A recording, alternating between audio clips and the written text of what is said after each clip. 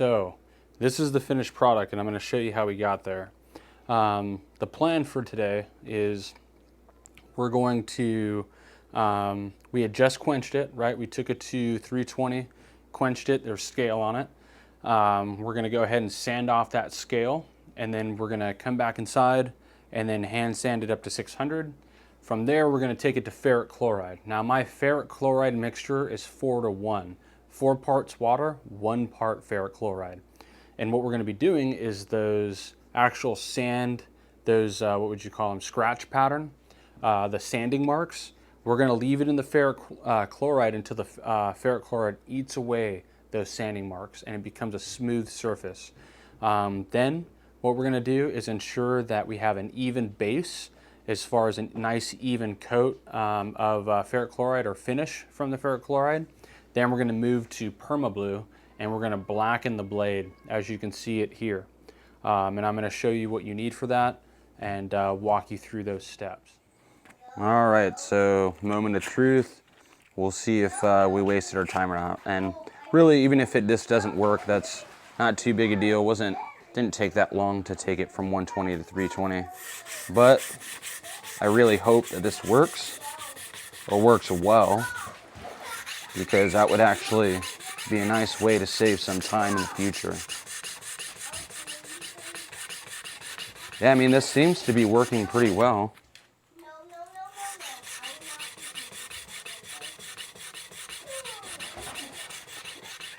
I mean, I would imagine that this would definitely go a lot quicker with 120.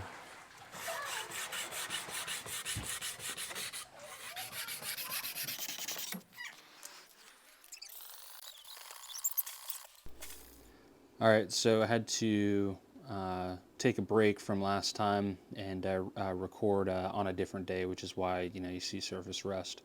But we're going to go ahead and redo the 320 to get rid of that surface rust and just ensure that we got all those diagonal scratches out from the previous scratch pattern.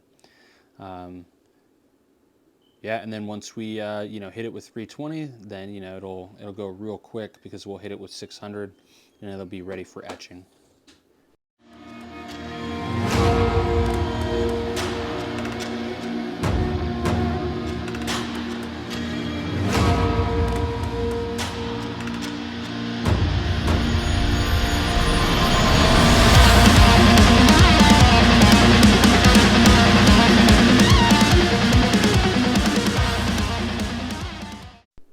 So we're going to inspect the blade just to ensure there's none of the previous scratch pattern. I use a pretty powerful flexible light above the blade to ensure that I didn't miss anything. I look at different angles, and yep, you can see right over here at that plunge line there's more work that needs to be done. So I'm going to hit that up real quick and then we'll hit up the swedge.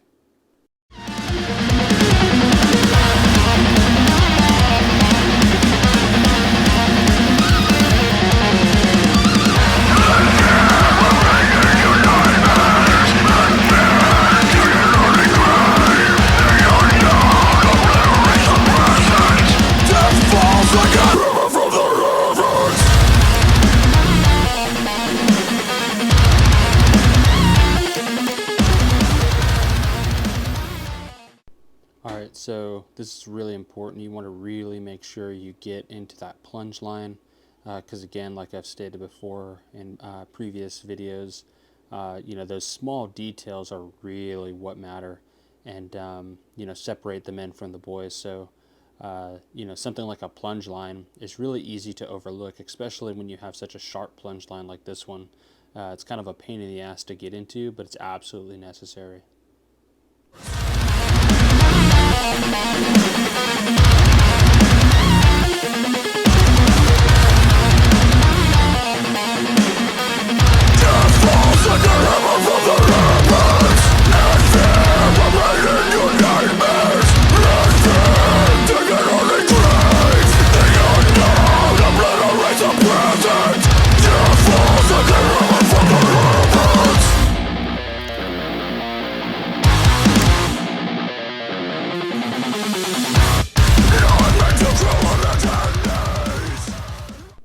Alright, so both of the clips and both of the main bevels are taken to 600. Now it's time to take this, put it in our 4:1 ferric chloride mixture, and go ahead and get rid of these as this scratch pattern. But first, you're going to want to wash the blade. This is absolutely pivotal in getting an even finish. So I'm just using dish soap here, just wiping it on the blade, and then I'm just going to run it through some warm water. Now obviously you want to make sure you get all of this dish soap off, but what I do is after I wash the blade, I leave it wet.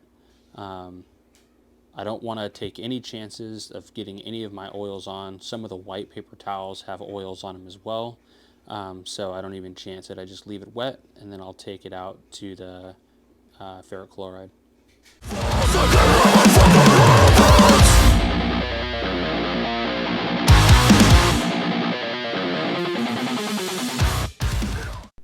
All right, let's go see what we got. We've left it in here for about 2 minutes. And let's see if the scratches are gone. It's been a while since I've done this, so I can't remember the amount of time. Well, nope, I can already see we haven't even spent nearly enough time doing this, especially with a 4:1 mixture, so we're just going to have to put it back in.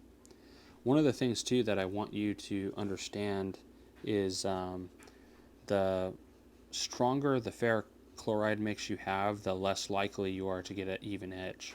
So let's take a look at this. Yeah, that's way better. It's a much more even surface. So that took about 20 minutes.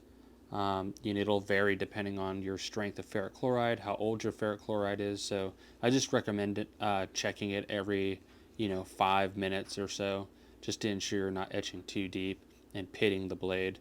The ammonia in the glass cleaner is actually neutralizing the ferric chloride. Now we're going to use an old 3000 grit pad, and we're going to wipe the blade. And this is actually what is giving you that even etch, that nice base that we're going to need before we perma blue. I use Birchwood Casey Perma Blue.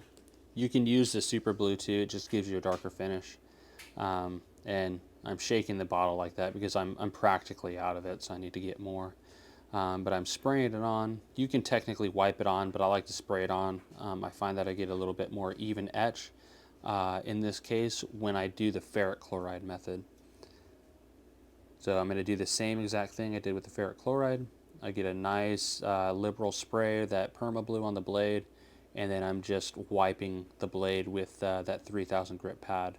And this is really evening out the blackened finish.